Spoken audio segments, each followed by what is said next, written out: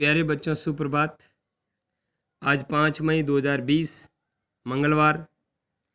आज हम कक्षा नवम हिंदी विषय के अंतर्गत कबीरदास जी के शब्द 2 यानी दूसरे पद का अध्ययन करेंगे। शब्द का अर्थ होता है पद, दूसरे पद का अध्ययन करेंगे। तो सर्वप्रथम हम इसका पढ़ेंगे, फिर रसास्वादन करेंगे। संतों भाई आई ज्ञान की आंधी रे, भ्रम की टाटी सबे उड़ानी, माया रहेन बांधी, इत चित्त की द्वे थुनी गिरानी, मोह बलिंडा टूटा, तृष्णा सानी परिघर ऊपरी, कुबुद्धि का बंडा फूटा। जोग जुगती करी संतों बांधी, निरसु चुए न पानी, कूड़ कपट काया का निक्षा, हरि की गति सब जानी।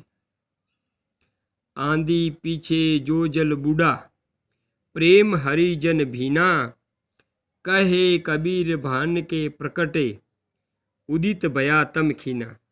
अब हम इसका रसास्वादन करेंगे सस्वर। संतों भाई आई ज्ञान की आंधी रे, भ्रम की टाटी सबे उड़ानी, माया रहे न बांधी रे।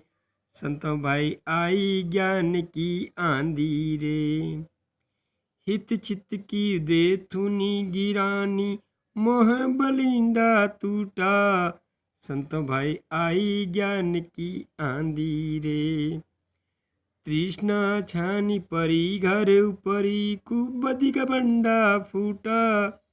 संतों भाई आई ज्ञान की आंधी रे, जोग जुगति करी संतों बांधी, निरसु चुवे न पानी रे। संतों भाई आई ज्ञान की आंधी रे, कूड़ कपट काया का निक्षय, हरि की गति सब जानी। संतों भाई आई ज्ञान की आंधी रे, आंधी पीछे जो जल बूढ़ा, प्रेम हरिजन बीना। संतों भाई आई ज्ञान की आंधी रे, कहे कबीर भान के प्रगटे, उदित भया तम खीना। संतों भाई आई ज्ञान की आंधी रे। बड़ा शानदार वर्णन कबीरदास जी द्वारा किया गया। अब हम सबसे पहले इसके शब्दार्थ को करेंगे। हिति, हिति का अर्थ होता है स्वार्थ। हिति यानी स्वार्थ, चित्त यानी मन, थुनी यानी खंबा, तृष्णा यानी इच्छाएं, लालसा, लालचाएं, इच्छाएं। आगे छानी यानी छप्पर, जो अपन मकान के ऊपर लगाते हैं। भांडा यानी बर्तन, बूढ़ा यानी बरसा, बरसात जब बरसती है, बूढ़ा। भान, भान यानी सूरज, सूर्य। तम, तम यानी अंधेरा। अब भावार्थ के अंदर लिखते हैं। कबीर जी कहते हैं कि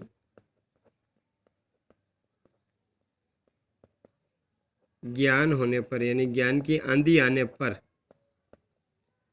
ज्ञान की आंधी आने पर भ्रम, माया, स्वार्थ, ब्रह्म, माया, स्वार्थ, मोह,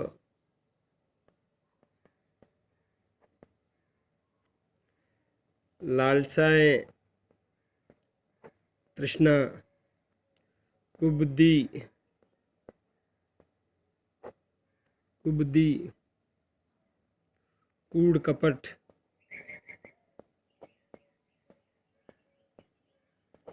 खराब बुद्धि, सब आदि, और कोई भी अगर खराब आते हैं, आदि सब नष्ट हो जाते हैं, नष्ट हो जाते हैं।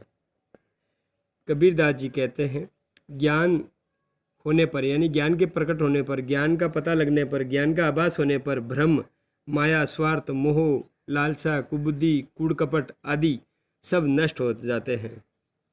यानी इन सब से निर्मित झोपड़ी, इन सब से निर्मित झोपड़ी उड़ जाती है।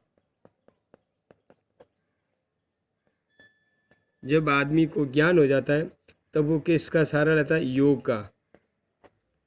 योग साधना द्वारा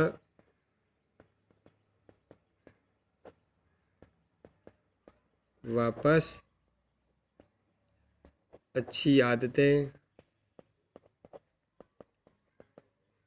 संस्कार, सच्चा एवं निश्चल प्रेम,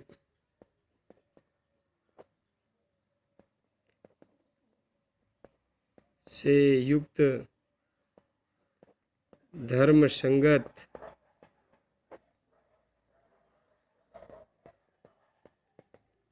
झोपड़ी का निर्माण होता है।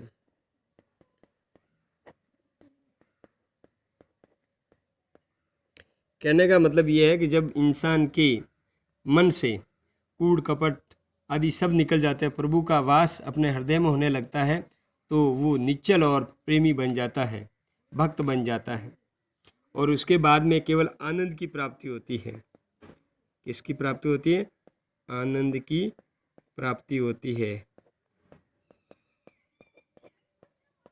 इस पद में बताया गया है कि उसके बाद में जो जल बरसेगा, यानी आंधी आई, सारा कूड़ कपट सब बहा के चला गया, उसके बाद में जो पानी बरसेगा वो प्रेम रूपी पानी है, और प्रेम हरिजन भीना, और भगवान के जो भक्त होते हैं उस प्रेम के अंदर भीग जाते हैं।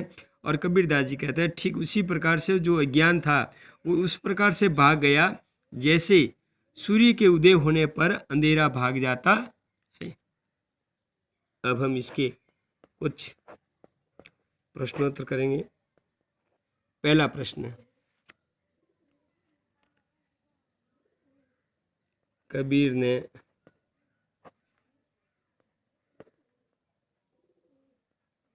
कबीर के अनुसार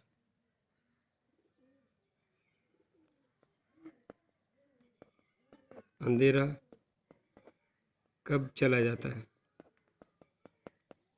कब चला जाता है? दूसरा, हमारे कुविचार कब समाप्त हो जाते हैं?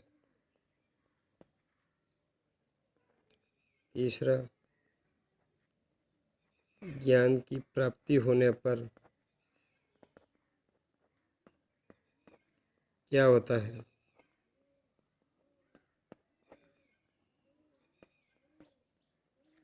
चौथा,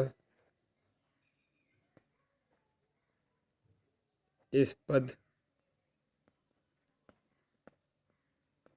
का संदेश लिखो।